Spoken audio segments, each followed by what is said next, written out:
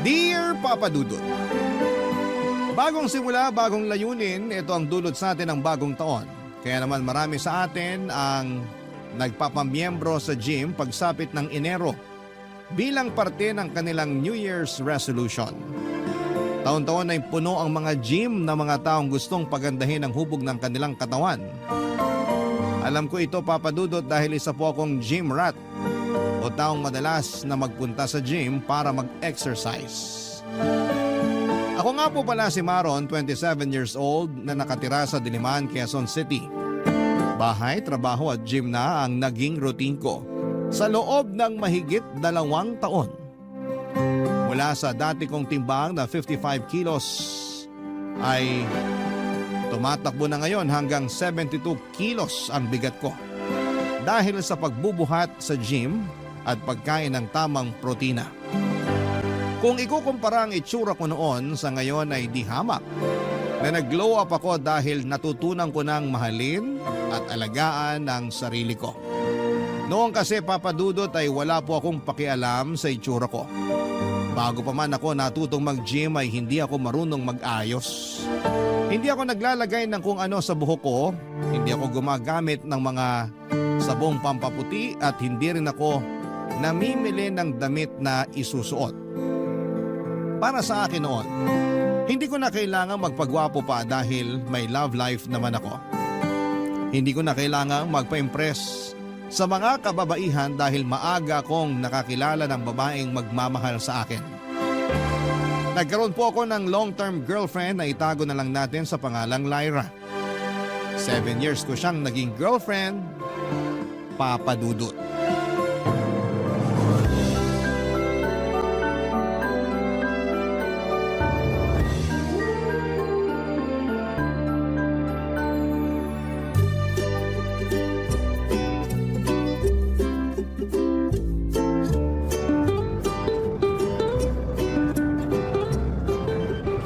Hindi ko alam kung anong pumasok sa isip natin, pero yun na siguro ang pinakapangit na ride na nasakyan ko. Hindi ka ba nag-enjoy? Ang saya kaya. Hindi na ako sasakay sa ride na yun ever. Okay na sa akin yung isang beses, at least na-try ko. Ano pa bang gusto mo i-try? Marami pa tayong hindi nasusubukang ride sa theme park na to. Teka lang, magpahinga muna tayo. Umiikot pa yung sikmura ko sa huling sinakyan natin eh. Okay, sige. Maghanap na muna tayo ng mauupuan. Mabuti pa nga. Nangangatog pa rin yung tuhod ko hanggang ngayon eh. Dito na muna tayo maupo sa bench. Sige. Marami palang tao rito kapag weekends, no? Oo nga eh.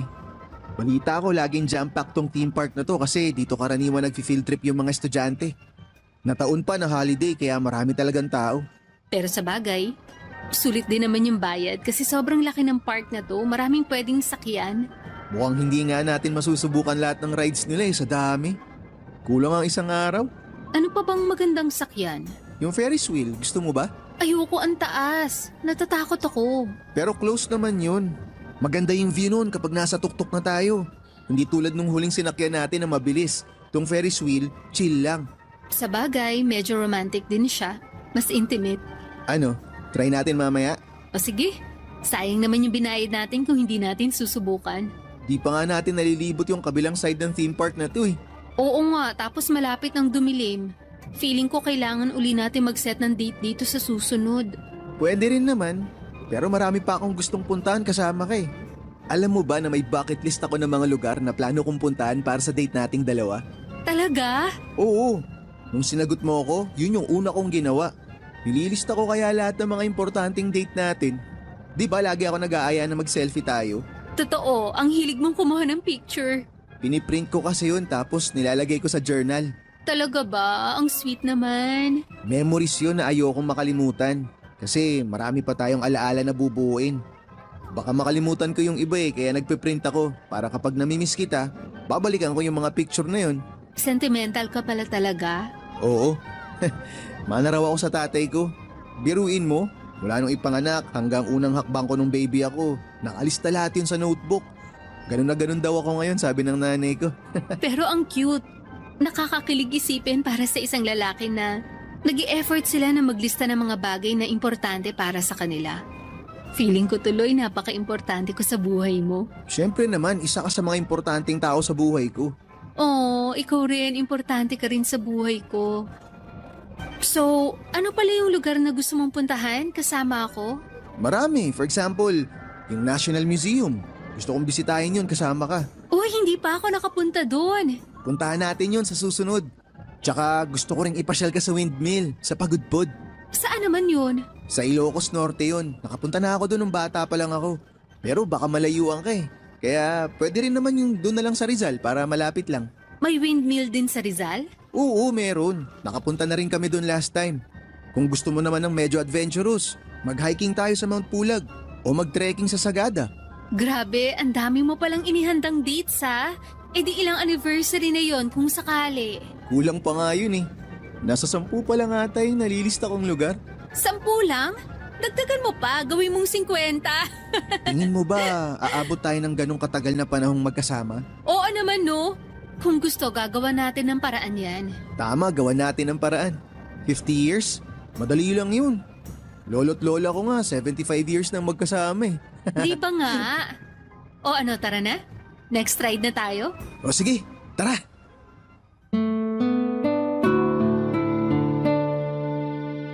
Papadudot na sa college ako noon nang nakilala ko si Lyra. Kaibigan siya ng isa sa mga tropa ko na naimbitahan noong minsang nagkaroon ng selebrasyon sa bahay nila.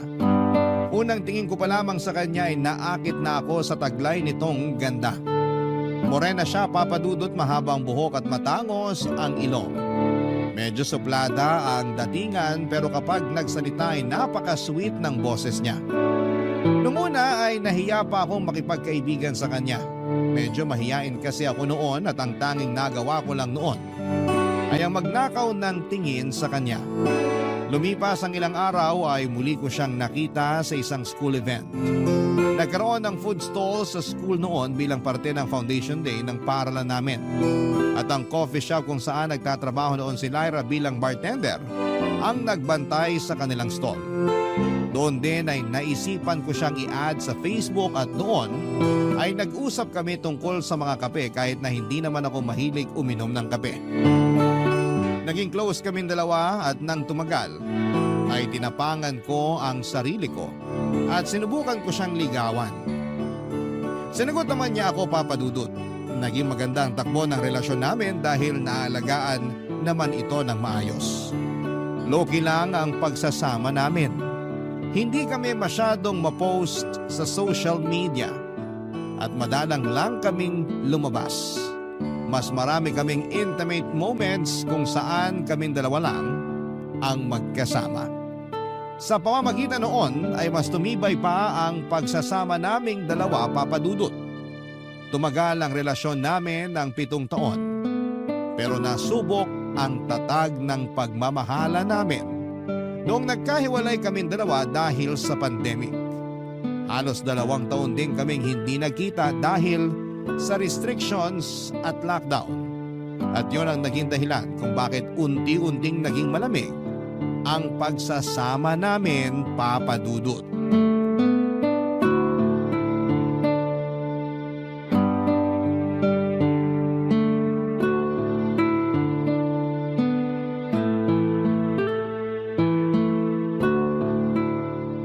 Tao po! Lyra? Tao po!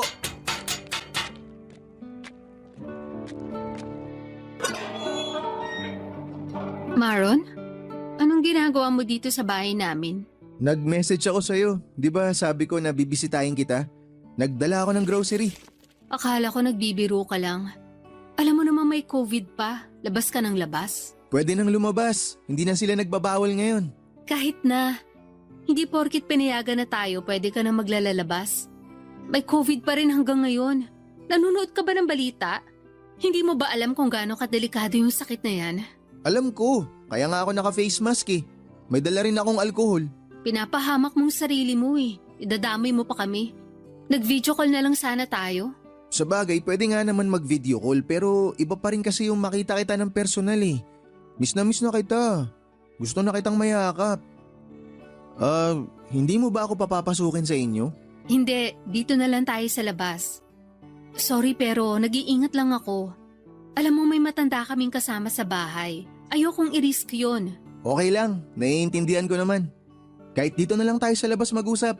Ang mahalaga, nakita na rin kita sa wakas. Ano bang ipinunta mo rito? May importante ka bang sasabihin? Wala naman, gusto lang talaga kitang makita. Pwede ba kitang mayakap? Wag muna. Bakit? Nag-iingat lang ako. Galing ka sa labas.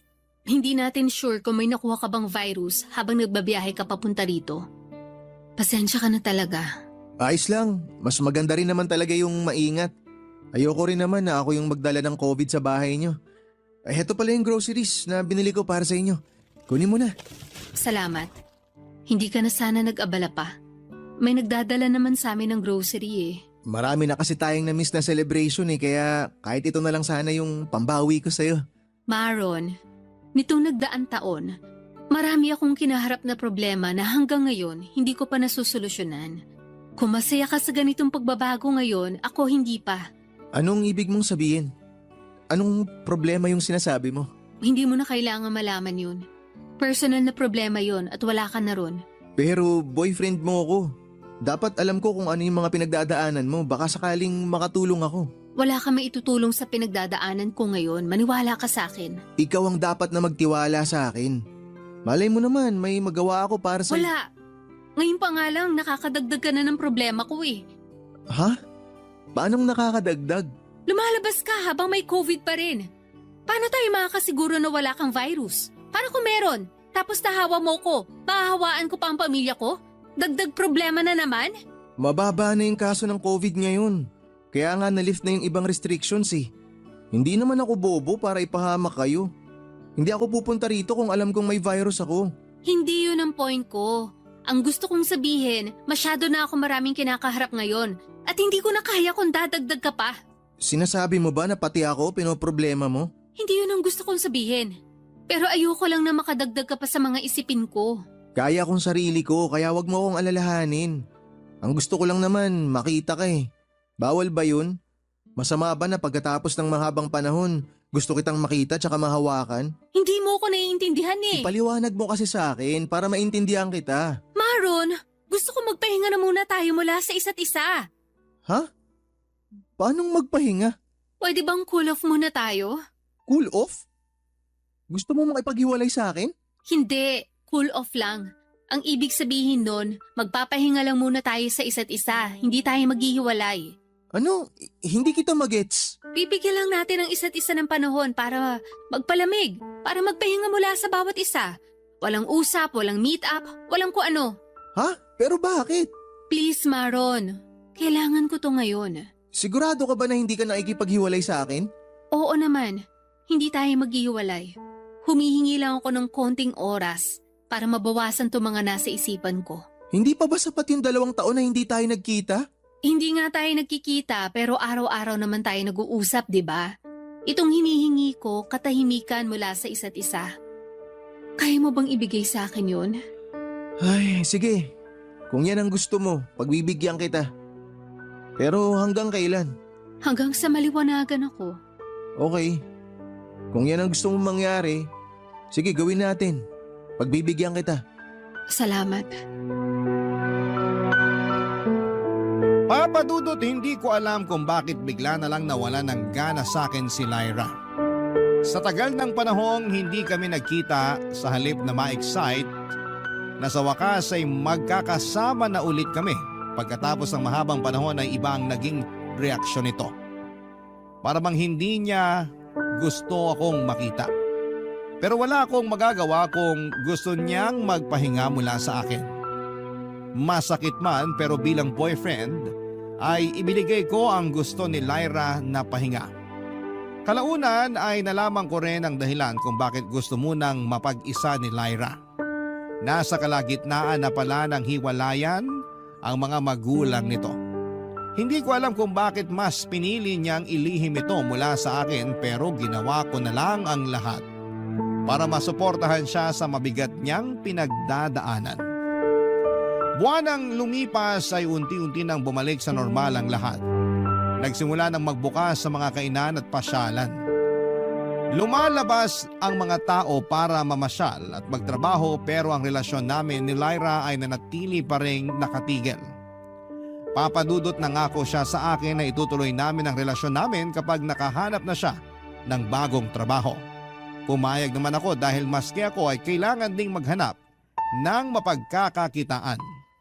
Ang problema nga lang, Papadudot, kung kailan dumating na ang araw na napagkasunduan kung kailan pareho na kaming nakahanap ng trabaho at nakabalik sa dating normal, ay hindi na bumalik pa ang relasyon naming dalawa ni Lyra, Papadudot. Barangay Love Stories. Barangay Love Stories. Papadudot, inamin sa akin ni Lyra na nakaramdam daw siya ng kaginhawahan noong nag-cool off kami. Para daw siyang nakalaya. Hindi ko alam na gano'n na pala ang pakiramdam niya sa pagsasama naming dalawa.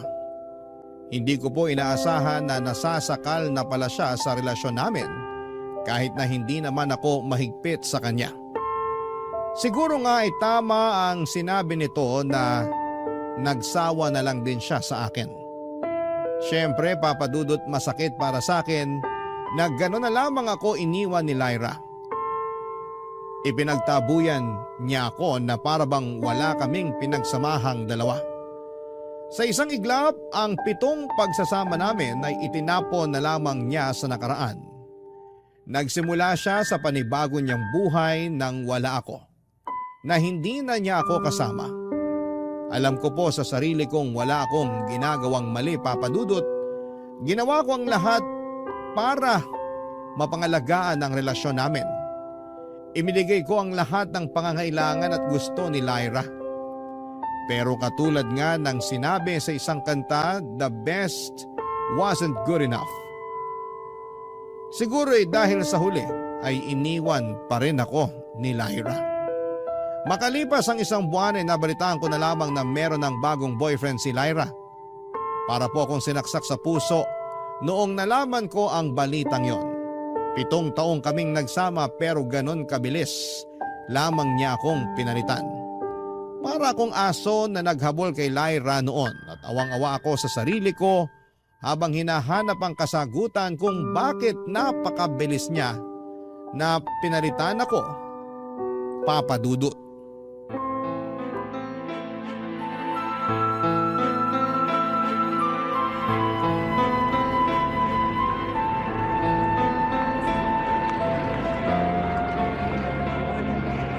Lyra! Lyra! Maron? Anong ginagawa mo rito? Gusto sana kitang makausap eh. Busy ka ba? Pwede ba tayo mag-usap? Pauwi na ako, pagod ako sa trabaho. Sige na Lyra, pagbigyan mo na ako. Kanina pa ako naghihintay dito eh. Kahit saglit lang. I-message mo na lang ako, pagod talaga ako ngayon. Wala na akong lakas para makipag-usap sa'yo. Gusto ko na magpahinga. Kahit naman i-message kita, hindi mo binabasa yung mga message ko sa'yo eh. Tinatawagan din kita pero hindi mo naman sinasagot. Lyra, please. Kausapin mo naman ako kahit sandali lang. Ano pa bang kailangan nating pag-usapan? Tapos na tayo, di ba? Gusto ko lang malaman kung bakit. Kung paano nangyari to sa atin. Nasabi ko na sa'yo yan lahat noon. Oo, sinabi mo sa text. Pero gusto kong marinig sa'yo mismo yung rason. Gusto ko na sa'yo mismo manggaling yung totoo. Gusto kong sabihin mo sa harapan ko na hindi mo na ako mahal. Hindi na kita mahal, Maron. Kung ano man yung meron tayo noon, kung ano man yung mga bagay na naramdaman ko para sa'yo noon, wala na yun ngayon. Wala na akong pagmamahal na nararamdaman para sa'yo. Pero bakit? May rason ba? Hindi ko alam. Walang rason. Basta ang alam ko lang, iba na ang tingin ko sa'yo ngayon. Siguro na fall out of love ako. Nagbago na yung mga gusto ko sa buhay at hindi na ikaw yung nakikita kong lalaki para sa akin. Imposible namang mangyari yun ng ganun lang. Sabihin mo kasi sa akin yung totoo. May nagawa ba akong mali? May kasalanan ba ako sa'yo para magalit ka sa akin ng ganito? Hindi ako galit sa'yo. Wala kang ginawang mali. Ako yung may mali.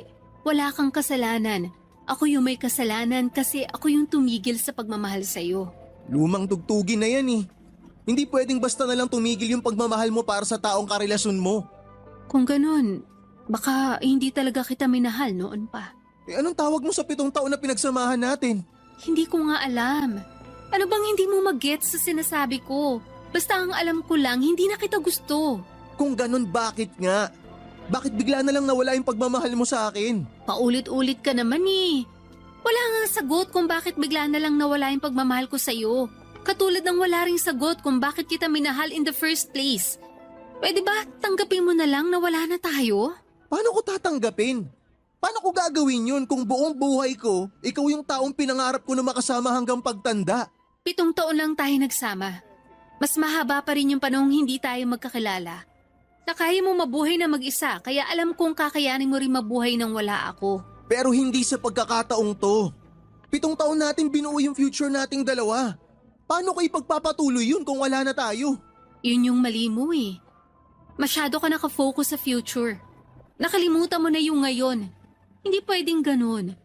Maron, hindi natin hawak ang bukas. Kaya wag kang dumipende sa hinaharap. Sinasabi mo ba na sa 7 taong pinagsamahan natin, hindi mo nakita na makakasama mo ako habang buhay? Minsan na rin sumagi yun sa isip ko pero noon yun. Araw-araw nagbabago tayo. Marami tayong natututunan at sa pamamagitan nun, lumalawak ang isip natin. Ako rin naman, natututo, nagbabago. Pero ang kaibahan natin, lagi kitang sinasama sa mga pagbabago sa buhay ko. Yun siguro yung dahilan kung bakit nawala na lang bigla yung pagmamahal mo sa akin. Hindi ako ganun kaimportante sa buhay mo, sa puntong handa mo akong iwan anong oras mo man gusto. Sorry kung hindi ko napantayan yung pagmamahal na binigay mo sa akin. Hindi ako katulad mo. Wala na ba talaga? Wala nang chance na magbago pa yung isip mo, Lyra? Sorry pero wala na talaga eh. Kahit ipilit ko pa, naubos na yung pagmamahal ko para sa'yo.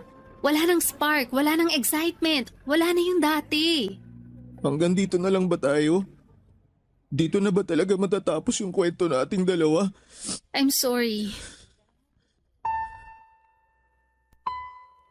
Sobrang hirap pala kapag nalaman mong wala ka nang magagawa pa para maibalik ang taong minsan ding nagpasaya sa'yo. Ayaw na talaga akong balikan noon ni Lyra dahil may bago na siya. At kahit na anong panalangin at pagpupumilit pa ang gawin ko ay hindi na talaga kami magkakabalikan pa. Dahil sa nangyari ay unti-unti akong nag-self-destruct. Nawalan ako ng focus sa trabaho na dahilan kung bakit kamunti ka na akong matanggal sa trabaho. Nawalan ako ng gana sa mga bagay-bagay. Ang mga paborito kong ginagawa noon ay hindi ko na magawa dahil bawat isa nito ay may kalakip na ala-ala ni Lyra. Katulad na lamang tuwing naglalaro ako ng basketball, lagi niya akong pinapanood noon sa mga laro ko. Tumigil na rin ako sa panonood ng mga pelikula dahil siya ang lagi kong kasakasama sa pagmo-movie marathon. Sa mga sumunod na buwan ay napabayaan ko ang sarili ko. Minsan, nakakaligtaan kong kumain dahil kahit gutom ay wala akong lakas para bumangon at kumain. Hindi rin ako lumalabas ng kwarto dahil hindi ko namamalaya ng oras. May mga araw na hindi rin ako nakakaligo. Para bang nawasak ang mundo ko noong nawala si Lyra at hindi ko na alam kung papaano ko ito bubuuin. Hanggang sa isang araw ay nagkaroon ng birthday party sa bahay dahil kaarawan ng tatay ko. Nagkaroon ng kaunting handaan at inuman sa bahay at pinilit ako ng mga kaibigan ni tatay na sumama sa inuman. Pinagbigyan ko sila and for the first time noong nalasing ako ay nagkaroon ako ng pagkakataon para ilabas ang lahat ng mga saloobin ko sa taong hindi ko kakilala, Papa Dudut.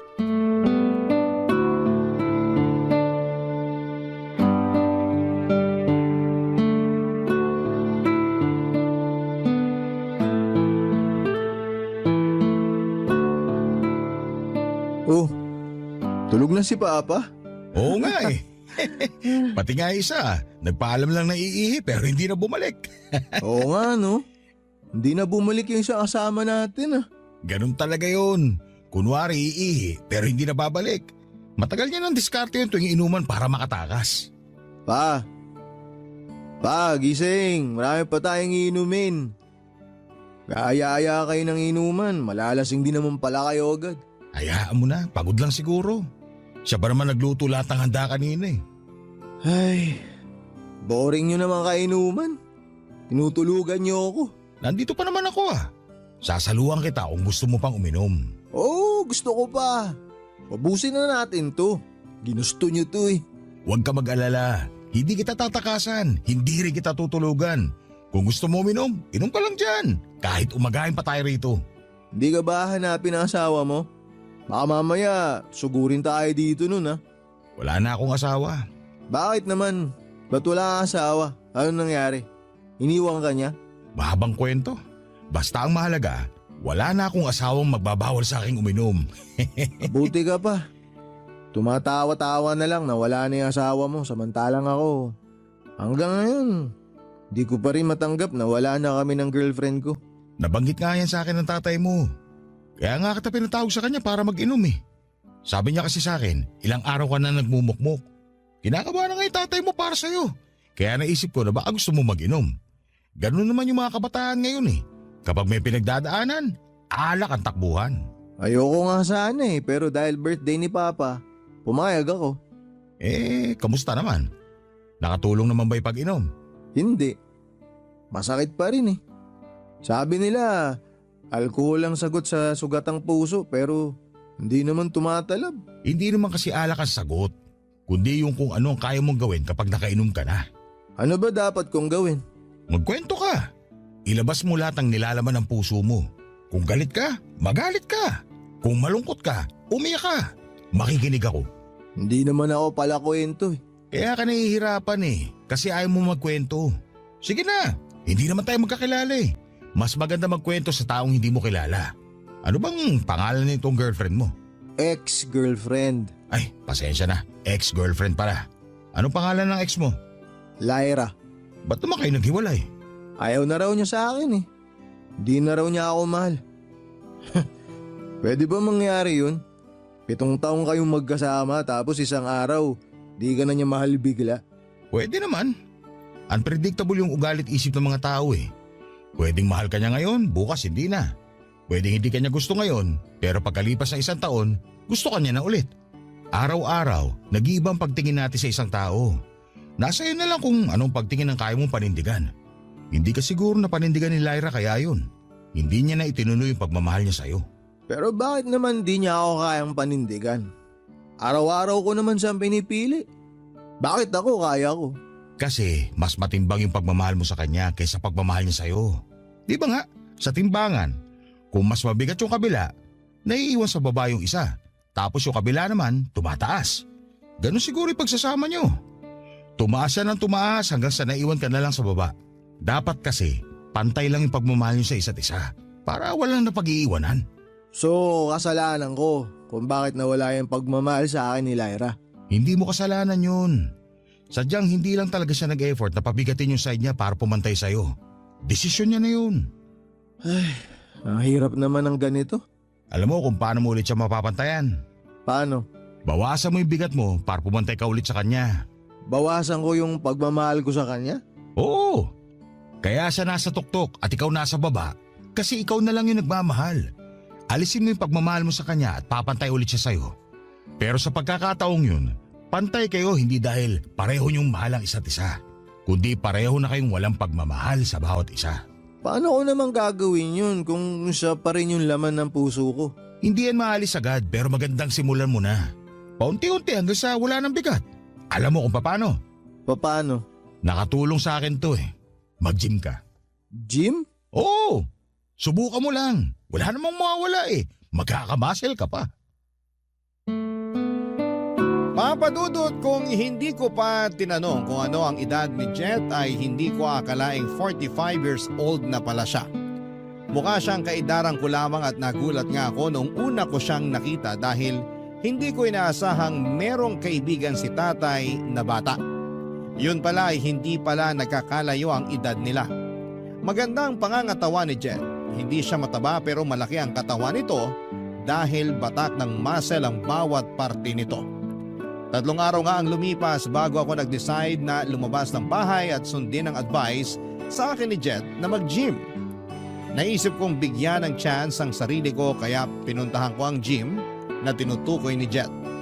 Maliit lang ang gym at hindi ito katulad ng mga sosyal na gym na kailangan pa ng mahal na membership fee.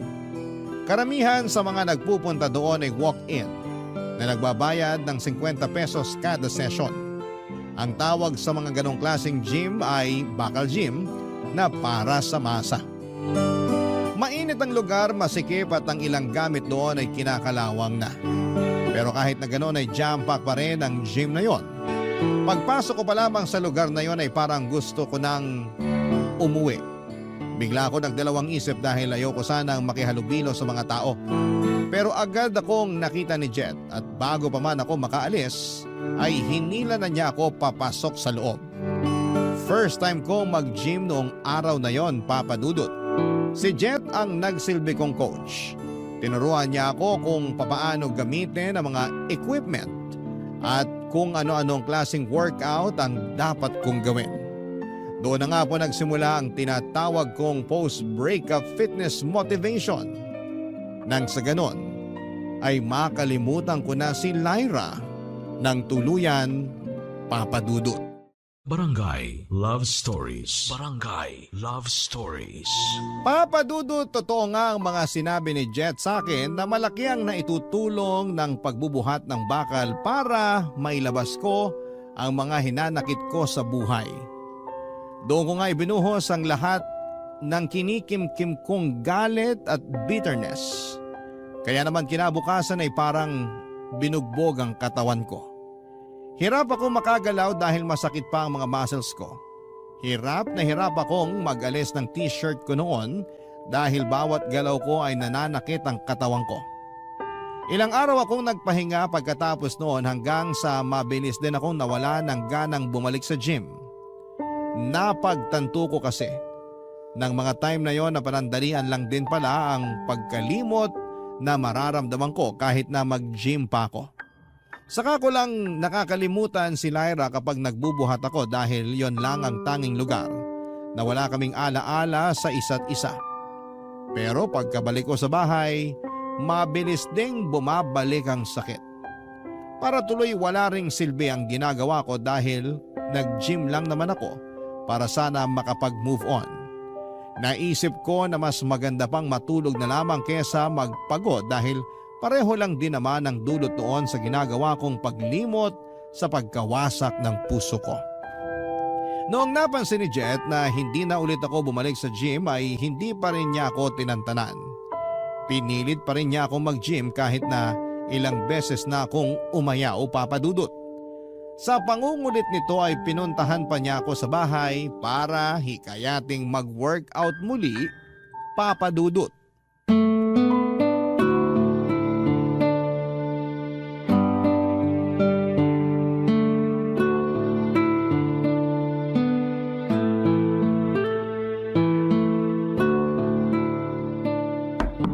Maron? Maron, nandiyan ka ba?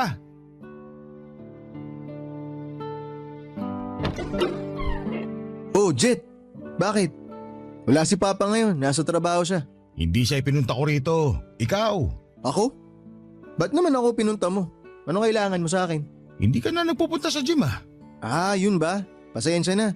Di kasi pasok yung pag-gym sa schedule ng trabaho ko eh. Totoo ba yan o baka nagrarason ka lang kasi ayaw mo nang bumalik? Gustuin ko man, hindi talaga kaya. Kung gusto, magagawa ng paraan. Kung ayaw, lagi may dahilan. Para ka namang si Lyra eh. Ganyan lagi linyahan niya sa akin. Palagi niyang sinasabi na laging nagagawa ng paraan ng isang bagay kapag gusto mo. Pero nung ako na yung usapan, wala siyang ginawa para sa akin. Hanggang ngayon ba, hindi ka pa rin nakakalimot sa nangyari? Mahirap kalimutan yung 7 taon. Kaya nga sinasabi kong mag-gym ka. Makakatulong yan para makalimot. Sa paanong paraan naman? Nag-gym na ako ng 1 beses. Hindi ko naman siya nakalimutan eh. Hindi naman kasi agad-agad mangyayari yun. Kapag nasugatan ka ba, ginamot mo lang na 1 beses, maghihilom na kagad yung sugat. Hindi naman, hindi ba? Kailangan, paulit-ulit mo yung gamutin hanggang sa gumaling. Pwede ba sa susunod na lang? Ngayon na, hanggat pinapatagal mo, mas lalong tatagal yung ginagawa mong pag-move on. Sige ka. Busy ako ngayon eh. Ano naman pinagkakaabalahan mo ngayon? May ano ako, basta meron Wala kang ginagawa.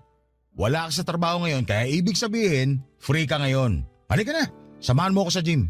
Bakit ba pinipilit mo akong mag-gym? Ayoko na nga bumalik doon. Gusto lang kitang tulungan makalimot. Bakit naman? Di naman tayo close ah. Anak ka ng kaibigan ko kaya gusto kitang tulungan. Isa pa, nakikita ko kasi sa'yo yung sarili ko noon eh. Talaga? Paano mo naman nasabi? Di ba? Nabanggit ko sa'yo noon na wala na akong asawa. Oo, nabanggit mo nga nung nagiinuman tayo. Nawala siya sa akin dahil kagagawan ko mismo. Ano ba kasing nangyari? Namatayan ako ng mag-ina ilang taon na nakakalipas. Nakasakay kaming 3 sa motor. Pauwi kami galing birthday party. Aminado ako, medyo may tama ako noon kahit pinagbawalan ako ng asawa ko uminom. Masyado ako nagtiwala sa sarili ko. Mayabang ako eh. Kaya nagpumilit ako mag-drive ng motor saka yung mag-ina ko. Nag-drive ka ng lasing? Oo, ganun na nga. Tapos, malamig yung panahon nun eh. Inantok ako hanggang sa nawalan ako ng kontrol. Sumalpo kami sa nakaparadang van. Nakikita mo ba tong sugat ko sa braso ko? Natahiyan, 15 stitches. O tapos anong nangyari sa mag-ina mo? Dead on arrival yung anak ko. 8 years old lang siya nun. Lo, yung misis mo? Nakaligtas siya. Critical man pero lumaban siya ng ilang linggo sa ospital hanggang sa nagkaroon siya ng komplikasyon. Nakoma to siya tapos ayun, binawian din ang buhay. Sorry, di ko alam. Akala ko iniwan ka lang din ng asawa mo noon eh. Nakita ko sa iyo yung sarili ko noong mga panahong hindi ko rin matanggap na wala na ang mag-ina ko. Gumuho yung mundo ko eh. Sinisi ko yung sarili ko. Naisip ko na saka lang ako makakabawi sa kanila kapag pinahirapan ko rin ang sarili ko. Anong ginawa mo? Wala. Literal na wala. Hindi ako kumain, hindi ako bumangon sa kama, hindi ako naligo, wala akong kinausap na tao. Araw-araw kong pinapanalangin na sana mamatay na rin ako. Kasi hindi ko na kaya nun yung konsensya sa puso ko eh. Paano mo naman nalampasan lahat ng yun? Sa tulong ng mga kaibigan ko. Hindi nila ako pinabayaan lalo na ang tatay mo. Tapos naisip ko mag-gym. Yun ang ginamit ko para maalis sa isip ko yung nangyari. Yung galit ko, itinapon ko lahat sa pagbubuhat hanggang sa unti-unting nabawasan yung sakit na nararamdaman ko. Eh ngayon ba? Okay ka na? Hindi na ako katulad ng dati. Nakikita mo naman, maayos na akong tingnan ngayon, hindi ba? Ikaw nga nagsabi na hindi halata ang edad ko. Ano sa tingin mo? Ay, okay sige. Pagbibigyan kita. Babalik ako sa gym. Yan! Yan ang gusto ko. Halika na. Tara na bago pa magbago yung isip mo. Teka, ngayon na? Pwede bang bukas na lang? Ngayon na. Magbihis ka na. Sige, teka, magpapalit lang ako. O sige, antayin kita rito ha. Hindi ako aalis dito sa tapat ng bahay nyo hanggat hindi ka lumalabas. At dahil nga sa sobrang kakulitan ay pinagbigyan ko na lang ulit si Jet para matigil na siya. At isa yon sa mga pinakamagandang desisyon na ginawa ko. Pagkatapos kasi ng araw na yon ay dire-diretso na ako sa pagbubuhat hanggang sa hinanap-hanap na ng katawan ko ang mabibigat na bakal. Wala pang isang buwan noon ay nakita ko na kaagad ang malaking pagbabago sa katawan ko. Unti-unti na akong nagkalaman at yon ang naging dahilan kung bakit mas na-addict pa ako sa pagpunta sa gym. Noong ko lang na-realize na maganda rin naman palang pagtuunan ko rin ang pansin ng sarili ko ng matagal na panahon ko ring napabayaan. Pero dahil sa trabaho ko ay nahirapan akong i-schedule ang pagpunta ko sa gym. Minsan kasi ginagabi na ako sa pag-uwi at pagka-uwi ko naman ay wala na akong natitirang lakas para mag-gym. Kaya naman ang ginawa ko ay gumigising ako ng maaga para makapunta sa gym tuwing alas 4 ng madaling araw. Sarado pa ang gym sa mga oras na yon pero pinakiusapan ni Jet ang may-ari nito. Dahil tropa naman silang dalawa ay binigyan nila ako ng spare key. At para hindi mapag-isa ay sinasamahan din ako ni Jet sa pag-workout tuwing alas 4. Simula noon ay naging parte na ng daily routine ko ang pagising ng maaga at magbuhat ng bakal bago pumasok sa trabaho. 2 taon po ang lumipas, kitang-kita na ang napakalaking pagbabago sa katawan ko. Mula sa pagiging patpate na nagkaroon ako ng magandang physique, papadudot.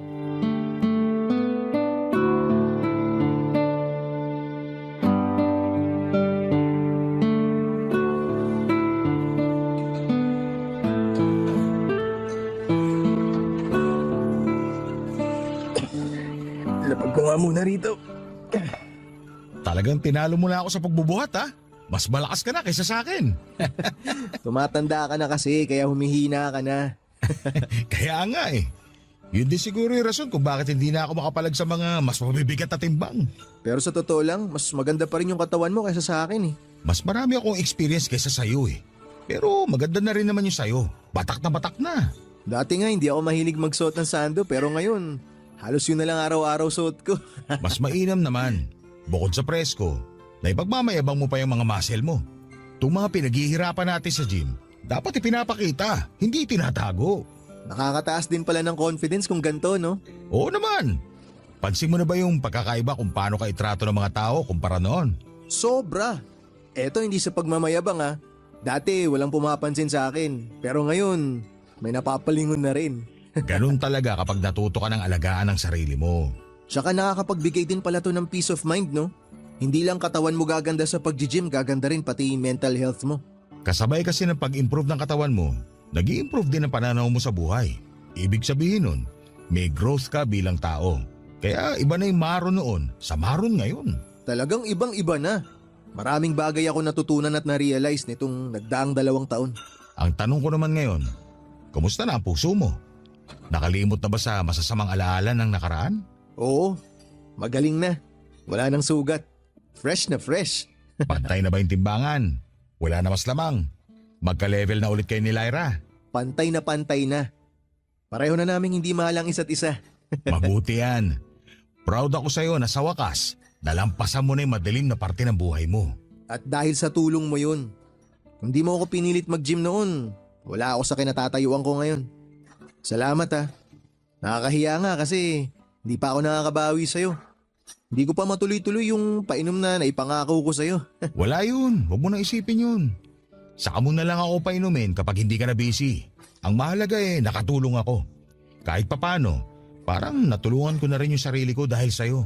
Anong ibig mong sabihin? Natulungan mo yung sarili mo sa paanong paraan naman? Wala, huwag mo nang isipin yun. Masyado ka yatang madrama ngayong araw ah. Ano nakain mo? Katulad nga ng sinabi ko, proud lang ako sa'yo.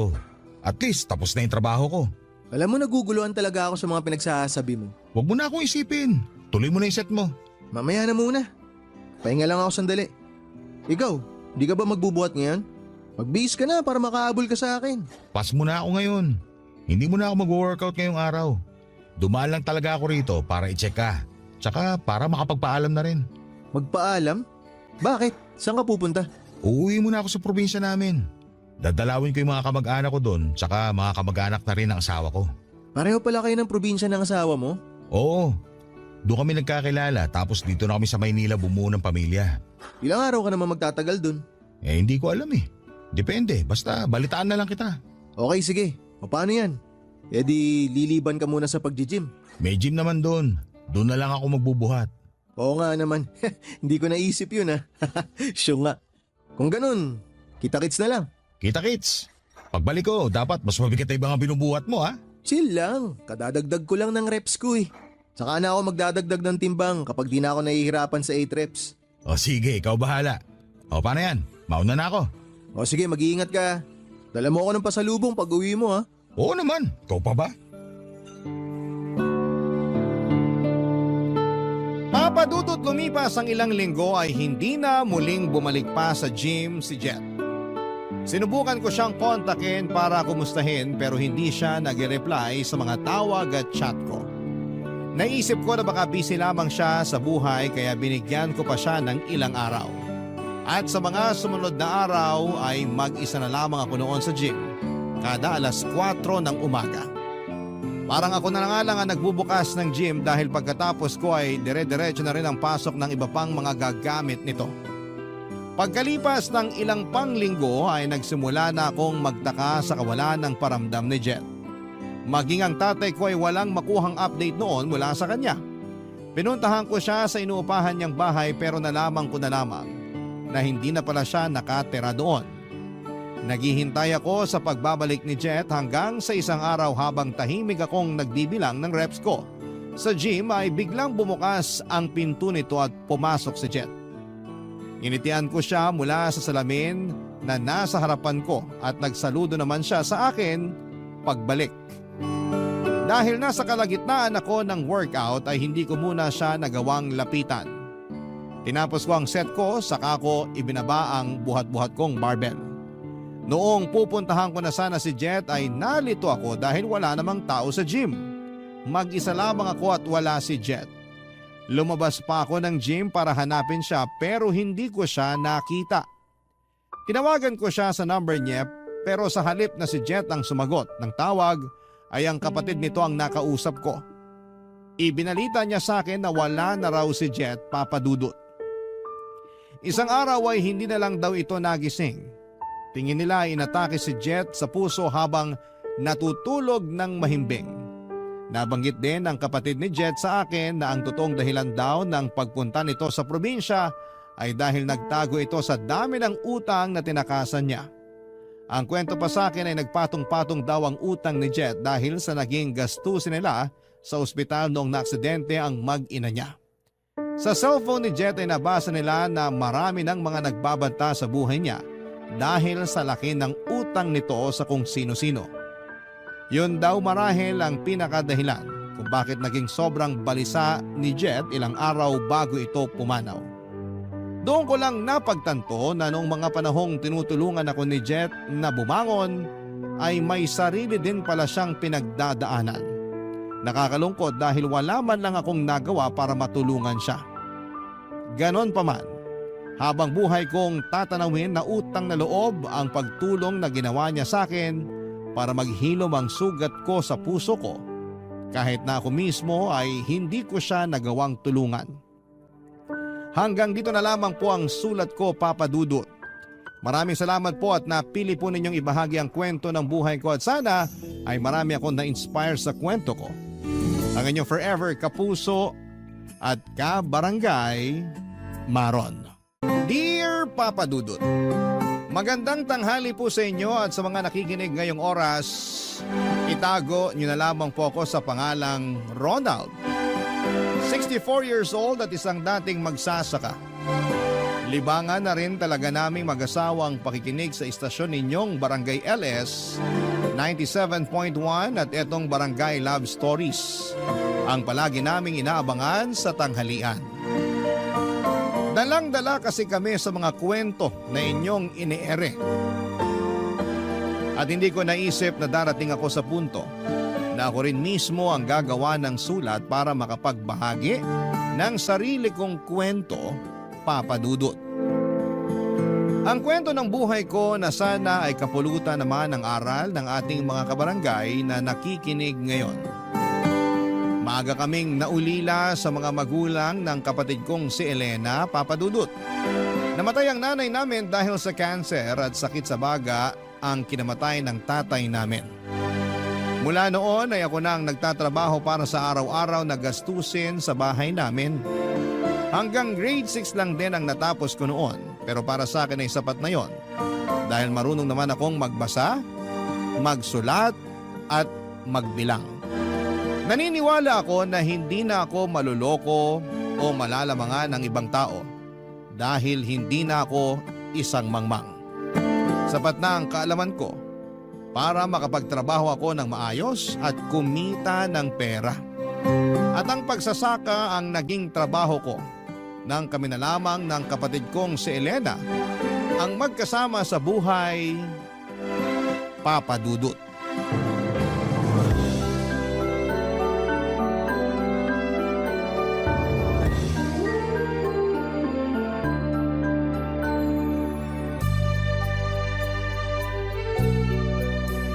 Masarap tong luto mong paksiw na bangus ngayon, Elena. Mabuti naman at nagustuhan mo ng luto ko, kuya. Palagi ko naman nagugustuhan ng mga luto mo. Uy, hindi ah. Nung nakaraan kaya sinabi mo na masyadong maalat ang niluto kong sinigang na baboy. Tapos matabang naman yung tinola ko. Kaya pakiramdam ko tuloy hindi talaga ako masarap magluto. Sinabi ko ba yon? Oo. Nako, pasensya ka na. Baka pagod lang ako kaya ako nasabi ang mga yon. Alam ko naman na lagi kang pagod kaya ayos lang, kuya. Pero masarap talaga tong paksiw na bangus.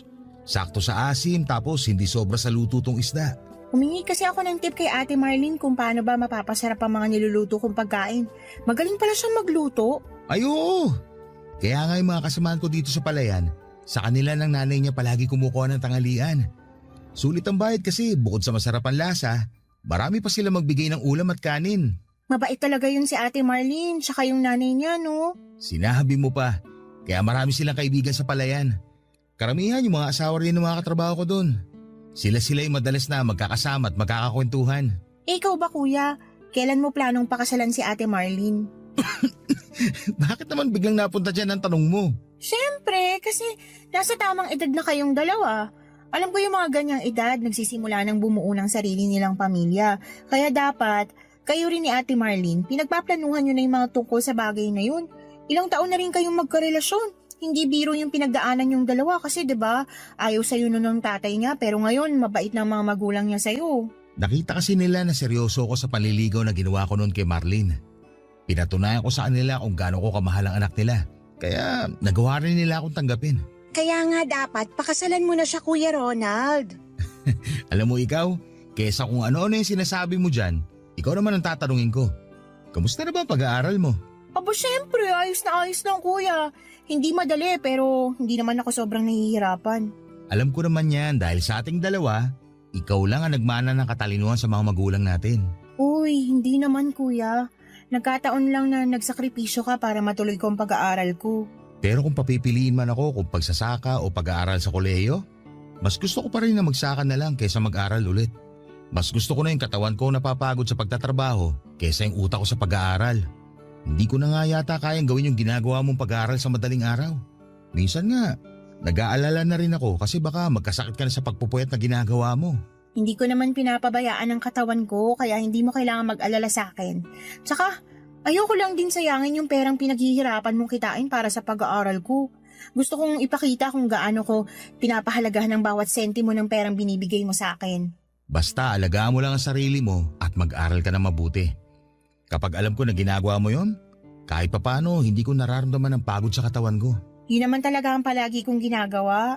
Alam ko dahil malaki ang tiwala ko sa'yo. Kuya Ronald, salamat ha. Para saan?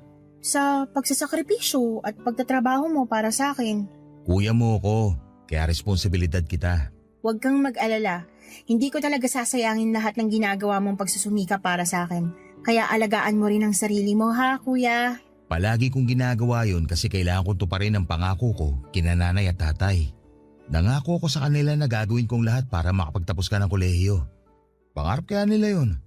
Kaya salamat din Elena. Salamat kasi hindi mo ko binibigyan ng kahit na anong sakit ng ulo. Papadudot, may mga oras na nakakaramdam din ako ng pagod noon dahil sa responsibilidad na nasa mga balikat ko. 15 years old pa lamang ako nang magsimulang humina ang katawan ni tatay, kaya noon pa man ay ako na ang kumakayod para sa pamilya namin. Maaga akong natuto na magbanat ng buto at magtrabaho sa bukid. Nagsimula ako sa pagtulong-tulong lang sa pagbubuhat ng mga sako ng palay.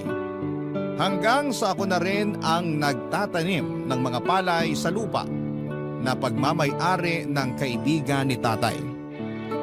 Papadudot, hindi madali ang trabaho na yon, lalo na para sa patpatin ko na katawan na maagang nabatak sa mabigat na trabaho. Mabuti na lamang at kahit papaano ay nakikita ko na hindi nasasayang ang perang pinaghihirapan ko dahil pinagbubuti ng kapatid kong si Elena ang pag-aaral niya.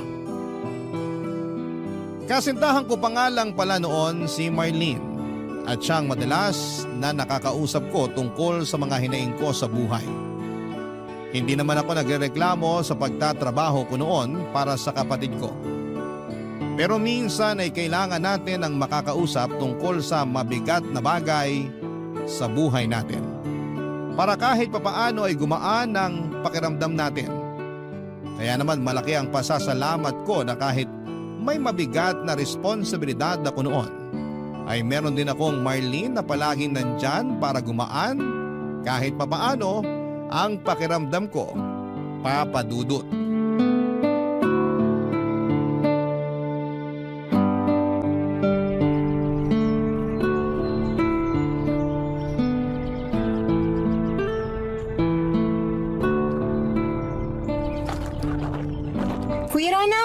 nandito na kami ni Ate Marlene. Dala na namin ng pagkain para sa tanghalian mo. Uy, tamang-tama kasi nagugutom na rin ako. Yan ba yung nadala nyo? Dito nyo na ipatong sa malita mesa na to. Sige Ronald, ilalabas ko na rin to mga plato, baso at pagkain na dala ko para sa'yo. Sakto kasi maagang nagtanghalian yung ibang kasamahan ko sa trabaho. Kaya wala nang ibang makakasabay sa atin ngayon dito sa lamesa. Pasensya na pala kung nahuli ng konti ang paghatid ko sa'yo ng pananghalian mo. Bumili pa kasi ako ng gamot ni tatay sa diabetes niya bago ako nagluto kanina. Ayos lang yun. Kamusta na pala ang tatay mo? Medyo hirap na siya maglakad dahil sa mga sugat sa binti niya.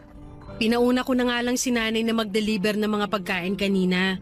Pero ang sabi ko, ako na ang magdadala ng para sa'yo. Lumala na pala ang mga sugat sa binti ng tatay mo. Oo, kaya nahihirapan na talaga siyang maglakad. Pero ang sabi naman ng doktor sa huling check-up niya, basta mainom ni tatay ang mga gamot niya, magiging maayos na ulit ang paglalakad niya. Mabuti naman kung ganun. Kailangan lang talaga na mas matutukan na mabuti ang pag-inom niya ng mga gamot. Oo, ako talaga ang nag-aasikaso pagdating sa bagay na yun. Buti pala, nasamaan mo si Marley sa pagpunta niya dito sa palayan, Elena. Maaga rin kasi natapos ang klase ko kanina kaya naisipan ko na dumaan na muna kina Ate Marlene.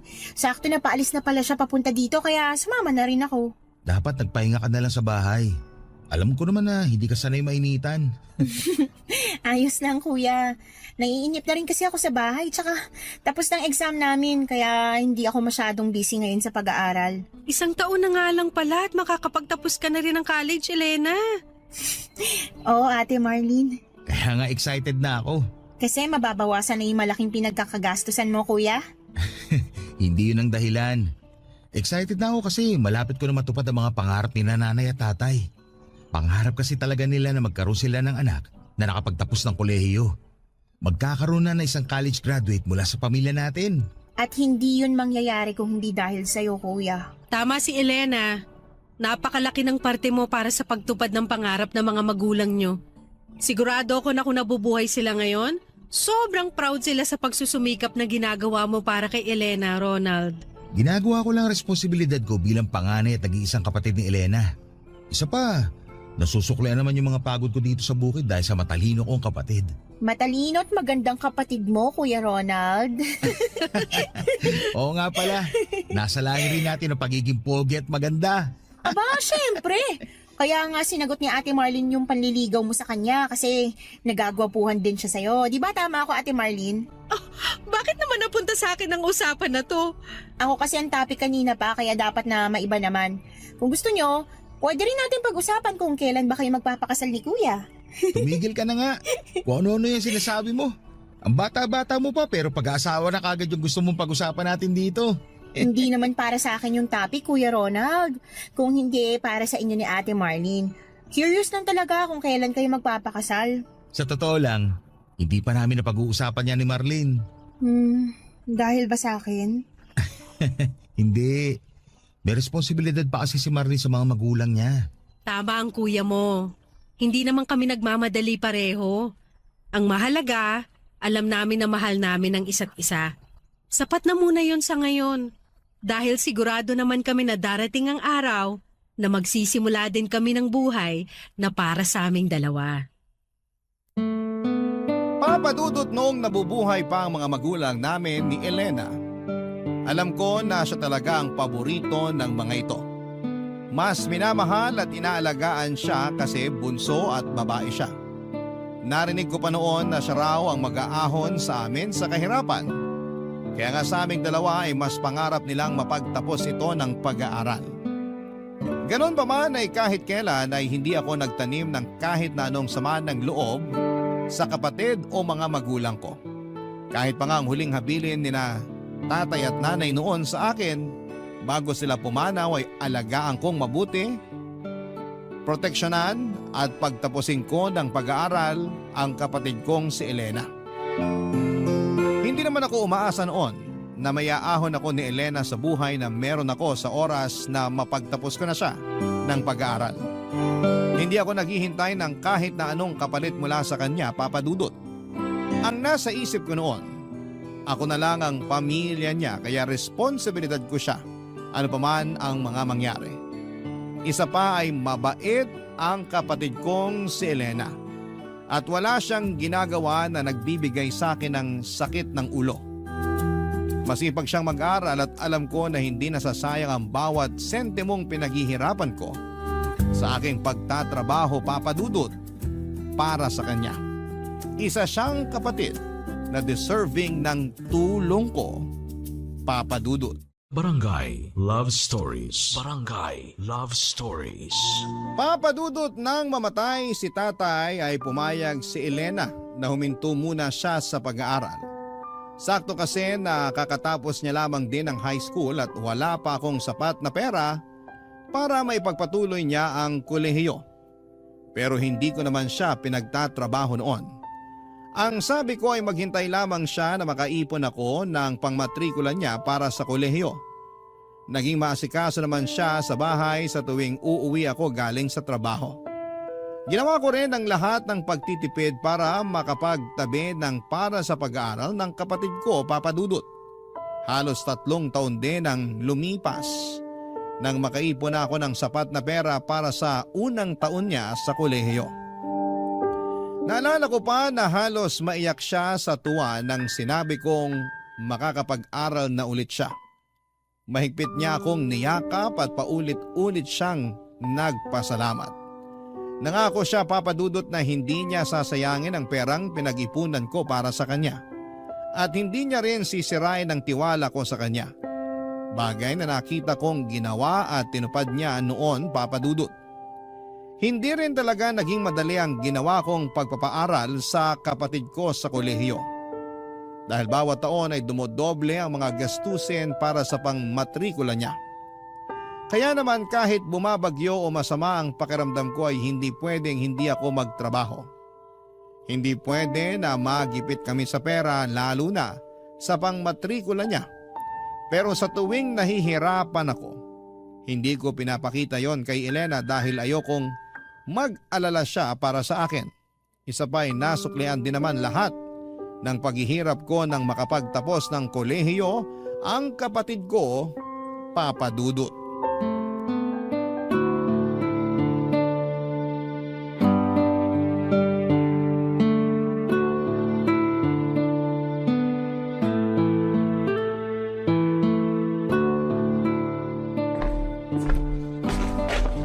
Nandito ka lang pala sa kusina, Kuya Ronald.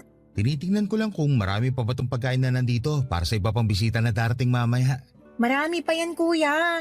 Ilan lang naman yung kumakain sa sala ngayon, tsaka yung darating pa mamaya. Mga ibang kamag-anak lang din natin halos kasi yung mga kaklase ko may kanya-kanya ring celebration sa mga bahay nila. Sa bagay, pagdating ni Marlene mamaya, may dala rin siyang bilaw ng pansit at kakanin. Ay talaga? Ang dami pa pala nating pagkain talaga kung ganun. Pero thank you, Kuya. Nagpakatay ka pa talaga ng biik para lang maipaghanda ako. Siyempre naman, hindi pwedeng hindi natin i-celebrate ang pagtatapos mo ng kolehiyo. Thank you talaga, Kuya, sa lahat ng ginawa mong pagtatrabaho para makatapos ako ng pag-aaral ko. Salamat din kasi sinuklean mo ng maayos na pag-aaral ang lahat ng ginawa ko. Hindi ka lang nakapagtapos ng college, naging cum laude ka pa. Kaya sobrang proud talaga ako sa'yo. Ginawa ko talaga yun para sa'yo kasi ayun lang ang kaya kong ibigay na kapalit para sa lahat ng pagpapakapagod mo para sa akin. Alam mo ba kanina nung umakyat tayo ng stage para abutin yung diploma mo? Sobrang nagpipigil akong maluha. Kaya palang sabi mo kanina, sinisipon ka kaya pa na yung pagsinghot mo. Oo, buti nga napigilan ko ang sarili ko na maluha kanina kahit mahirap. Sobrang saya kasi talaga ng nararamdaman ko lalo na nung malaman ko na cum laude ka pala. Hindi ko talaga kaagad sinabi sa'yo para masurpresa kita. Gusto ko kasi na ibigay yun na regalo sa'yo. At nagawa mo yun, Elena. Yun ang pinakamasayang regalong natanggap ko sa buong buhay ko. Basta, ako naman ang babawi sa'yo, Kuya. Hindi mo kailangan gawin yun. Susuklian ko lahat ng ginawa mong pagsasakripisyo para sa akin. Gagawin kong mas magaan ang buhay para sa ating dalawa. Unahin mo muna ang sarili mo bago ako. Basta, nandito lang ako palagi para suportahan ka sa mga plano mo. Kasama ba sa mga susuportahan mo sa akin yung plano kong pagluwas sa Maynila? Itutuloy mo na ba talaga yun? Oo, kasi sa susunod na buwan, luluwas na rin ng Maynila yung kaklase ko na kasabay kong gumraduate. Sabay sana kami maghahanap ng trabaho doon. Sa Maynila din kasi nakatira ang tita niya, kaya may matutuluyan kami doon. Napakalayo ng pagkakaiba ng buhay sa Maynila dito sa probinsya natin. Kahit hindi pa ako nakakapunta ng Maynila, alam ko na maraming adjustment ang kailangan kong gawin. May tiwala ka naman sa akin, di ba? Oo naman siyempre. Malaki ang tiwala ako sa'yo. Pero doon ako kinakaba sa mga taong makikilala at makakasama mo sa Maynila. Baka kasi kung anong gawin nilang hindi maganda sa'yo. Kuya, hindi na ako bata.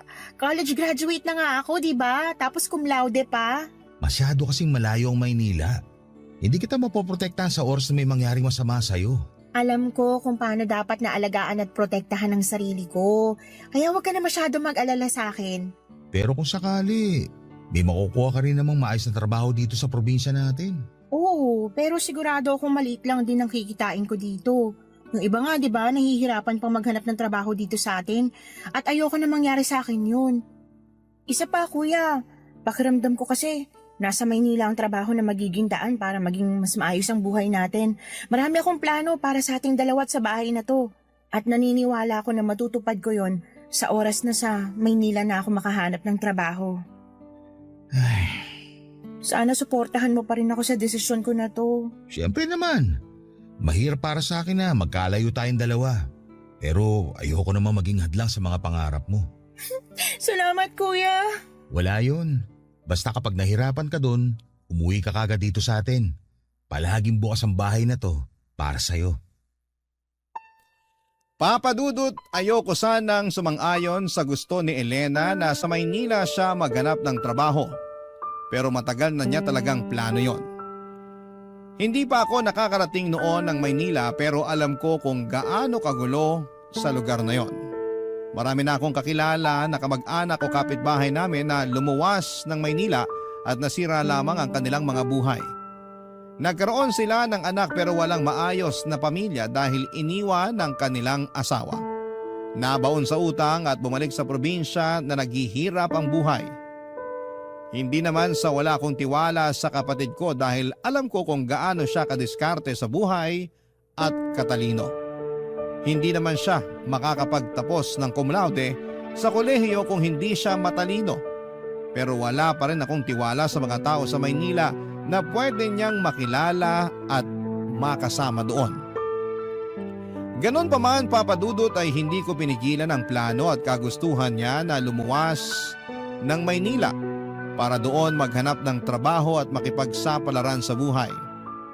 Kasama niya ang isa niyang kaklase at nakitira siya sa bahay ng tita nito. Nung una ay madalas pang sumulat si Elena. Hindi pa kasi uso ang cellphone noon at wala rin kaming telepono. Palagi akong excited sa tuwing makakatanggap ako ng sulat mula sa kanya. Hanggang sa mahigit 1 taon ang lumipas. Dumalang na ang pagsusulat niya.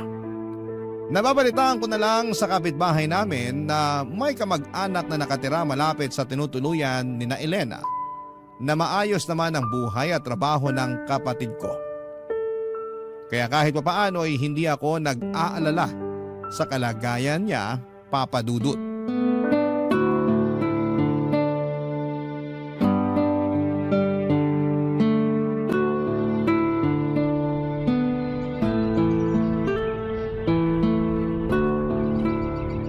Ronald!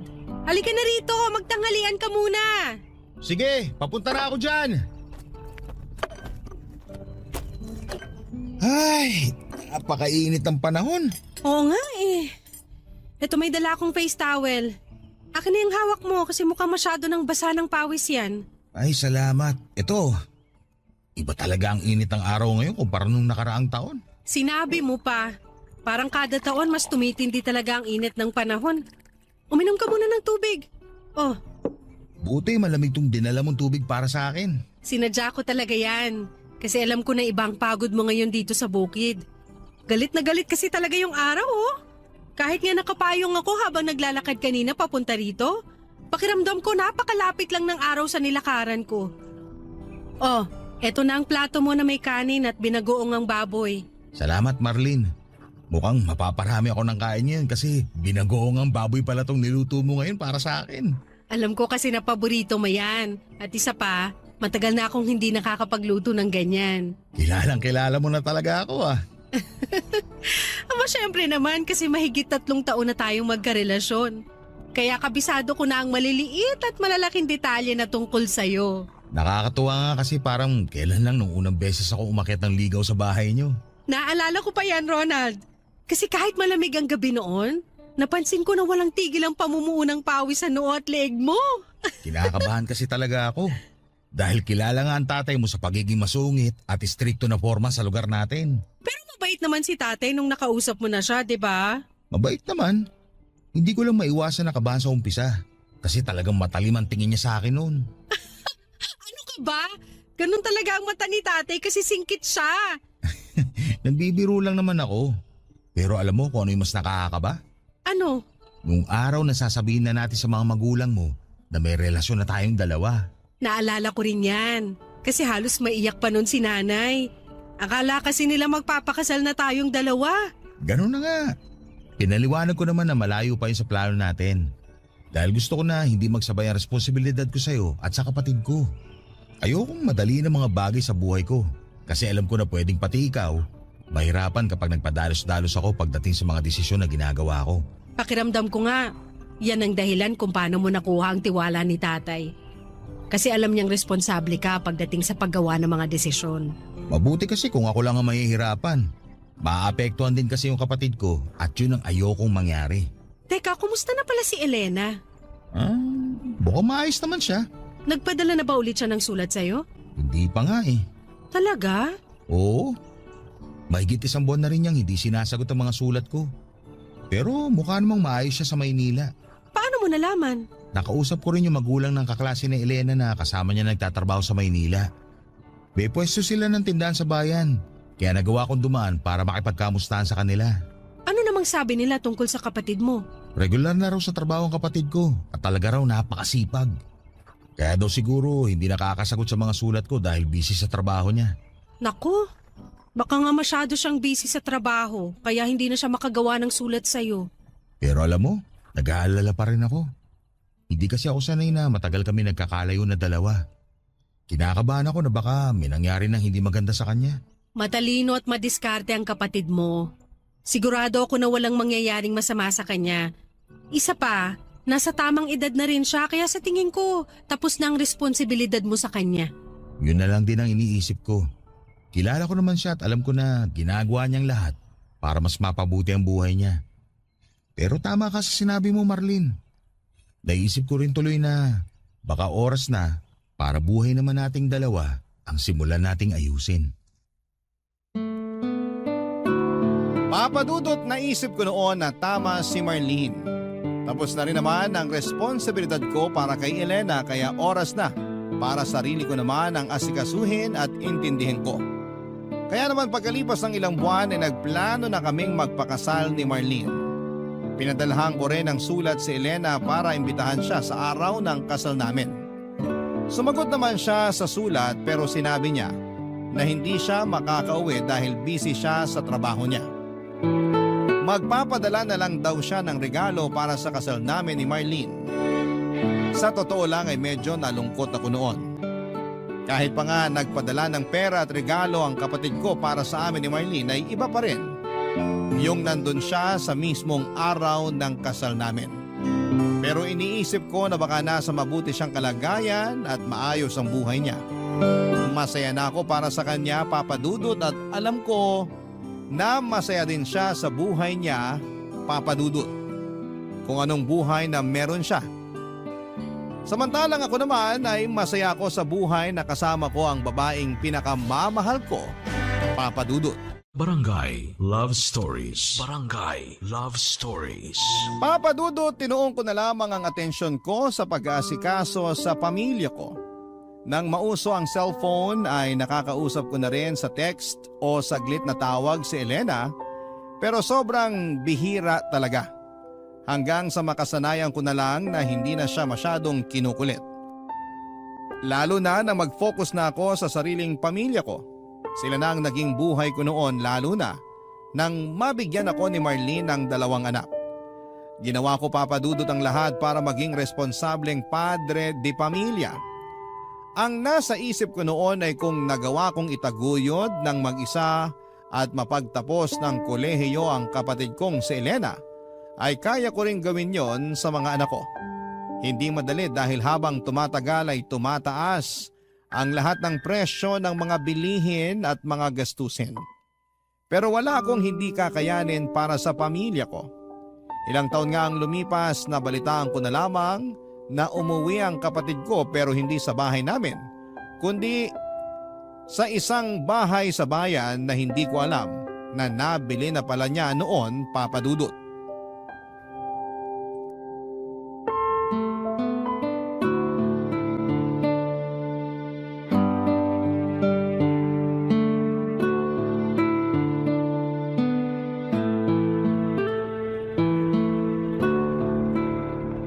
Ang alam ko, malapit na dito yung address ng bahay ni Elena.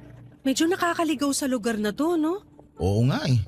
Maluwag kasi yung kalsada dito, pati na yung bakuran ng bawat bahay. Kaya nakakalito rin talaga maghanap ng address. Pero ang laki ng mga bakuran at bahay dito, ha? Napansin ko rin yan. Mahal siguro kahit maliit na lote lang dito. Mukha nga, Ronald. Halatang asensado na talaga ang buhay ng kapatid mo. Natutuwa nga ako kasi kahit matagal na akong walang naging balita mula sa kanya, nakita ko naman talagang naging maayos ang buhay niya. Mabuti nga kahit paano natuto ka na rin gumamit ng cellphone. Pinag-aralan mo talaga mula nung makuha mo ang number ni Elena doon sa magulang ng dati niyang kaklase. Oo, kasi mas mabilis ang komunikasyon doon kaysa sulat. Ayun nga lang, hindi rin masyado nagre-reply tong si Elena kapag nagte-text o nangungumusta ako. Pero alam ko naman busy siya, kaya nga ilang taon na rin siyang hindi nakakauwi dito sa probinsya natin. Sa tingin mo, Ronald, ayos lang talaga na pumunta tayo ngayon sa bahay niya? Oo naman, narinig mo naman yung sabi ng kapitbahay natin kanina. Ngayon daw yung pa-house blessing ni Elena sa nabili niyang bahay. Nagtataka lang ako kasi hindi man lang siya nag-text sa'yo na nakauwi na pala siya ng probinsya, na kumuha na pala siya ng bahay at may pa-house blessing pala siya ngayon. Nabanggit niya naman yun sa akin dati. Alin sa mga sinabi ko? Yung plano niya na pag-uwi dito sa probinsya natin. Kailan niya naman nabanggit yun? Matagal na rin siguro, may ilang buwan na nakakalipas. Nakalimutan ko lang sabihin sa'yo. Pero sana, sinabi niya rin yung tungkol sa pagbili niya ng bahay. Kita mo nga, pati ikaw nagulat nang malaman mong nakauwi na siya at doon na siya dumiretso sa bagong bahay niya. Ang buong akala pa naman natin doon siya sa bahay natin titira. Hayaan mo na kasi mukhang marami rin talaga siyang inaasikaso bago siya umuwi dito sa probinsya. Ang mahalaga, makikita na ulit natin siya. Sa susunod na punta natin, isama natin ang mga bata. Sigurado ako na sabik na rin si Elena na makita at mayakap niya ang mga pamangkin niya. Teka, mukhang nandito na tayo. Ito na ba yung bahay niya? Oo, nakasulat dito sa gate yung address na binigay ng kapitbahay natin. Mukhang ito na nga kasi kita mula sa mga nakabukas na bintana na maraming tao sa loob ng bahay. Tara, pumasok na tayo. Ronald, sandali lang. O bakit? Anong problema? Dito na lang muna tayo sa may gate. Tapos i-text mo na lang si Elena sa cellphone niya. Naku, wala na akong load na pantext o pantawag sa number niya. Pumasok na tayo kasi sigurado naman ako na inaasahan niya rin ang pagdating natin. Pero kasi baka lang... Parang si Elena ay lumabas ng bahay na nakabistidang asul ah. Si Elena nga! Elena! Elena! Si Kuya Ronald mo to! Kuya Ronald? Oo, ako nga to! Kasama ko si Ate Marlene mo! Teka lang, puntahan ko na kayo dyan sa may gate. Sabi sa'yo, di ba? Welcome na welcome tayo sa bahay ng kapatid ko. Elena, kapatid ko! Sobrang namiss kita. Payakap nga ako. Pasensya na. Hindi ko napigilan ang sarili ko na yakapin ka. Ayos lang, Kuya Ronald. Kumusta pala kayo? Ayos lang kami ng hipag mo. Yung dalawang pamangkin mo, hindi lang namin naisama kasi pumasok sa school. Ikaw, Elena, kumusta ka na? Eto, medyo tumaba pero maayos naman ako. Maayos naman ang buhay ko. Halata nga na maayos ang buhay mo kasi malaki yung bahay na nabili mo. Pinag-ipunan ko talaga yan. Tapos sakto naman na nag-abroad na yung dating nakatira dyan kaya naibenta sa akin ng mas mababang halaga. Paano niyo pala nalaman kung saan ako nakatira? Yung nanay ng dati mong kaklase na kasabay mo lumuwas na Maynila noon, ang nagsabi sa akin at nagbigay ng address mo. Nabanggit niya nga rin na ngayon yung pa-house blessing mo eh. Oo, pero tapos na yun kanina pa. Pero kuya, Ate Marlene, pasensya na kung hindi ko muna kayo maiimbita sa loob ha. Bakit naman? Puro taga Maynila kasi ang mga bisita ko. Tsaka medyo magulo pa rin ang loob ng bahay. Sa ibang araw na lang kayo pumunta, ayos lang ba? Pero Ayos lang, Elena. Walang problema doon. Babalik na lang kami sa ibang araw. Tara na, Marlene. Umuwi na tayo at baka abutan tayo ng gabi sa daan. Papadudot matagal bago ako natutong gumamit ng cellphone noon. Pinilit kong pag-aralan yon nang makuha ko ang number ni Elena. Doon kami ulit nagkaroon ng komunikasyon pero bihira pa rin siyang mag-reply sa mga text ko. At mula nang mabalitaan kong umuwi na ng probinsya namin si Elena ay hindi na talaga ako mapakali. Sobrang sabik na kasi akong makita siya noon dahil ilang taon na rin akong walang naging balita sa kanya. Kaya naman hindi ko na napigilan ang sarili ko na puntahan siya sa address ng bagong bahay niya na nakuha ko. At nang makita ko siya, hindi ko na nga napigilan ang mayakap siya. Naramdaman ko na medyo nailang siya sa akin dahil syempre ilang taon na kaming hindi nagkita at magkasama. Kaya naman sinunod ko na lamang ang pakiusap niya na sa ibang araw na lamang kaming dumalaw sa kanya dahil may iba siyang bisita noon sa bahay nila. Pagkalipas nga ng 2 araw ay dumalaw ulit ako sa bahay ni Elena kasama si Marlene at ang panganay na anak namin. Pinatuloy kami ni Elena noon at pinagmeryenda pa nga ng ininit niyang spaghetti na natira pa yata noong handa sa house blessing na may kasamang soft drinks. Napakalaki talaga ng pinagbago ng itsura ng kapatid ko at masasabi ko na talagang umasenso na ang buhay niya. Dahil kompleto halos ang appliance sa loob ng bahay niya. Nagkamustahan kami at sinabi niya na doon na raw siya ulit sa probinsya namin maninirahan dahil balak niyang magtayo ng malaking grocery store. Nagulat din ako papadudot nang sabihin niya na kung papayag raw ako ay plano niyang pag-aralin ang panganay kong anak ng grade 4. Sasagutin niya lahat ng baon, gamit at kung ano paman ang kailangan ng anak ko. Nagdalawang isip ako pero sa huli ay pumayag ako sa gusto niyang mangyari. Maayos naman ang naging usapan namin na doon muna sa kanya titira ang anak ko kapalit ng pagpapaaral niya dito. Nakakadalaw pa kami sa kanya noong unang mga linggo at buwan. Hanggang sa isang araw na dumalaw ulit kami doon ni Marlene ay nagulat ako nang makita ko na hinahampas at sinasabunutan ng kapatid ko ang anak ko. Hindi po ako makapaniwala sa mga nakita namin. Kaagad kong hinilang anak ko at sinabi kong mauna na siya sa sakay ng tricycle at doon na lamang kami hintayin ng nanay niya, Papa Dudut.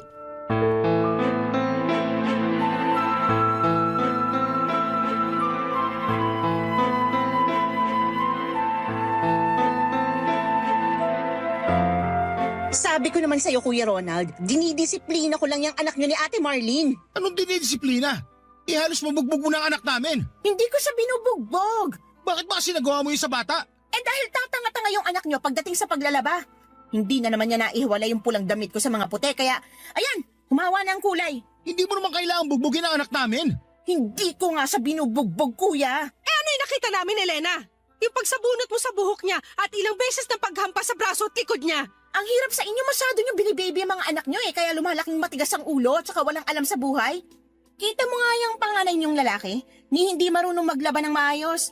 Palasagot pa, kaya halatang sutil at napakatigas ng ulo. Hindi matigas ang ulo ng mga anak namin, lalo na yung panganay namin. At para sabihin ko sa'yo, matalino siya at hindi kagaya ng sinasabi mong walang alam sa buhay. Sinasabi nyo lang yan kasi hindi nyo ginagawa ng tamang pagiging magulang nyo sa mga bata. Ang lakas naman ng loob mo na magsalita ng ganyan. Marlene, tama na! Hindi ako titigil, Ronald! Dahil kinikistyon ng kapatid mo niya ang pagiging magulang natin! Elena, baka nakakalimutan mo na kahit kailan, hindi ka pa nagkaroon ng anak! Pero hindi ibig sabihin no, na wala akong alam kung paano magdisiplina ng isang bata. Ang sabihin mo, masyadong mabigat yung mga kamay mo at hindi ka muna nag-iisip bago mo sinaktan ng anak namin! Anong sinasabi niyong hindi nag-iisip? Baka ikaw yun, Ate Marlene. Kasi sa ating tatlo, alam natin na ako ang pinaka nasa tamang pag-iisip. Talaga ba? Kaya ba nagagawa mo sakta ng bata na walang kalaban-laban? Ginagawa ko lang kung anong alam kong tamang paraan ng pagdidisiplina. At kailan pa naging tamang pananakit ng bata, Elena? Kailangan naman kasi disiplinahin talaga yung mga batang nakakagawa ng mali, di ba? Para hindi na nila ulitin. Pero sa ibang paraan. Hindi sa pananakit na ginagawa mo. Hindi magtatanda ang mga bata kung masyado nyo silang binibaby. Pero hindi rin makakabuti sa kanila yung pagbuhatan sila ng kamay. Pagdidisiplina ang tawag sa ginawa ko sa anak nyo, Ate Marlene. Kailangan tumatak sa kokote niya ang mga bagay na kailangan niyang tandaan. Kung hahayaan niyo siyang ganyan lang ang alam sa buhay, baka tumanda rin siyang walang alam kagaya ni... Kagaya nino? Kagaya ko? Bakit bigla ka na lang tumahimik, Elena? Ituloy mo yung gusto mo sabihin. Mabuti pa umalis na kayo. Hindi pa tayo tapos mag-usap. Kaya hindi kami aalis ni Marlene dito sa bakuran ng bahay mo. Gusto ko nang magpahinga, kuya. Umuwi na kayo ni Ate Marlene. Kailan mo pa sinimulan sakta ng anak namin? Hindi ka makasagot. Kasi hindi mo na rin maalala kung kailan mo unang beses sinaktan ng anak namin, tama? Pwede ba, Kuya Ronald? Tama na nga ang usapan na to. Umalis na lang kayo ni Ate Marlene. Gusto ko lang malaman ang sagot sa mga tanong ko. Kaya ba sinasaktan mo ang anak ko dahil natatakot ka na maging kagaya niya lang ako? Na isang magsasaka na kailangang araw-araw at buong maghapon na nagtatrabaho? Bakit hindi ka nagsasalita, Elena? Bakit hindi mo aminin na sobrang baba ang tingin mo sa akin? Na kinakahiya mo ako bilang kapatid mo? Kaya ayaw mo tumulad sa akin ng anak ko kasi para sa'yo, walang narating ang buhay ko. Aminin mo na, Elena. Mababa talaga ang tingin mo sa akin. Oo, sige na. Kaya ko lang naman dinidisiplinang mabuti ang anak niyo kasi ayoko maging kagaya mo siya na walang ibang narating o naging trabaho kundi ang pagiging magsasaka lang. Ayoko mabulok ang buhay niya sa palayan. Baka nakakalimutan mo, Elena. Nagkaroon ng malaking bahagi ang trabaho ko para sa tagumpay na meron ka ngayon sa buhay mo. Hindi ako nanunumbat at kahit kailan, hindi ako naningil sa kung ano man ang naibigay ko sa'yo. Ronald, tahan na. Isa pa, Elena. Kahit kailan, hindi kita sinaktan. Hindi dumapong palad ko sa kahit anong bahagi ng katawan mo para saktan ka.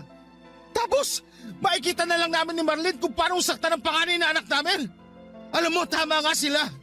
Binabago ng Maynila hindi lang ang buhay, kundi pati na rin ang ugali ng mga tao na nakikipagsapalaran sa lugar nila. At siguro nga, kasama ka sa mga pilit binago ng Maynila. Dahil hindi na kita kilala, Elena. Hindi na ikaw yung dating mabait at mapagmahal na kapatid ko. Papa Dudut, hindi talaga ako sanay na mapalayo ang mga anak ko mula sa amin, lalo na ang panganay kong lalaki dahil sa kanya ako pinakamalapit. Pero inisip ko na lamang na para din yon sa ikabubuti niya. Isa pa, hindi naman talaga siya sobrang mapapalayo sa akin. Sa bahay ni Elena na nasa bayan lamang siya titira na isang jeep at isang tricycle lang naman ang layo mula sa amin. Sa unang mga buwan ay madalas ko siyang dinadalaw noon sa bahay ni Elena pero nararamdaman ko na parang naiirita ang kapatid ko kapag napapadalas ako sa bahay nila. Iniisip ko na lamang na baka naiistorbo ko ang pamamahinga niya kaya naman binawasan ko na ang oras ng pagdalaw ko sa anak ko. Sa tuwing magkakausap naman kami ng anak ko ay wala siyang ibang kinekwento kung hindi puro kabutihan na ginagawa sa kanya ng tita Elena niya. Na palagi raw siya nitong pinapakain ng masasarap na pagkain at hindi masyadong inuutusan sa mga gawaing bahay. Puro magaganda ang kinukwento niya kahit napapansin ko na biglaan ang kanyang pagpayat. Paglalim ng eye bags at paminsan-minsan ay mga pasa niya sa braso. At hindi talaga ako makapaniwala nang makita ng sariling mga mata ko kung paano saktan ang anak ko ng sarili kong kapatid ng mga oras na yon. Kahit kailan ay hindi ko po pinagbuhatan ng kamay ang sino man sa mga anak ko. At ni isang beses ay hindi rin dumapo ang kamay ko sa balat ng kapatid kong si Elena. Kaya naman hindi ko na rin napigilan ang sarili ko na isumbat ang mga naitulong ko kay Elena. Hindi ko siya tinulungan, inalagaan, binigyan ng proteksyon at pinag-aral para tanawin niya yon sa akin na utang na loob. Ginawa ko lahat ng yon kasi mahal ko siya bilang kapatid ko at akala ko ay ituturing niya rin na pamilya ang pamilya ko pero nagkamali ako. Nang makauwi kami ng bahay ng asawa at anak ko ay doon sa amin kinuwento ng panganay naming anak kung paano siya pagmalupitan ni Elena. Dahil sa pangarap niya at alam niyang pangarap din namin na mga magulang niya na makapagtapos siya ng pag-aaral. Tinis niya ang lahat ng yon. Konting pagkakamali lang daw kagaya ng ilang minuto na maunang magising sa kanya si Elena, hindi makapagluto ng hapunan para dito, maiwan ng walis tambo sa may tabi ng sofa at kung ano-ano pang mga maliliit na bagay ay hampas, batok sa bunot at iba pang pisikal na pananakit kaagad ang natatamo niya. Doon ko mas nakita ang mga tinatago niyang pasa at sugat mula sa kamay ng nag-iisang kapatid ko. Triple ang naramdaman kong kirot nang dahil doon. Dahil kapatid ko pa mismo ang gumawa noon sa sariling anak ko. Papadudot mula noon ay hindi na kami nag-usapan ng kapatid ko pero wala rin akong kahit na sinong pinagsabihan na ibang tao sa pananakit na ginawa niya sa panganay kong anak. May nakarating sa akin na marami na raw siyang nakakaaway sa lugar na tinitirhan niya. Mga kapitbahay na madalas niyang pinapakitaan ng kasamaan ng ugali niya. Pagtatapon ng basura sa gilid ng mga bahay nito, pagpapatugtog ng malakas sa madaling araw, at pag-iingay ng mga bisita niyang galing Maynila. Sa totoo lang, hindi ko na rin alam kung anong nangyari sa kapatid ko pero siguro'y nabago siya ng mga taong nakapaligid sa kanya. Umaasa po ako papadudot na kahit paano ay may naiwan na aral itong kwento ng buhay ko. Hindi tayo required na magbalik ng utang na loob sa mga taong tumulong sa atin noong nangangailangan tayo.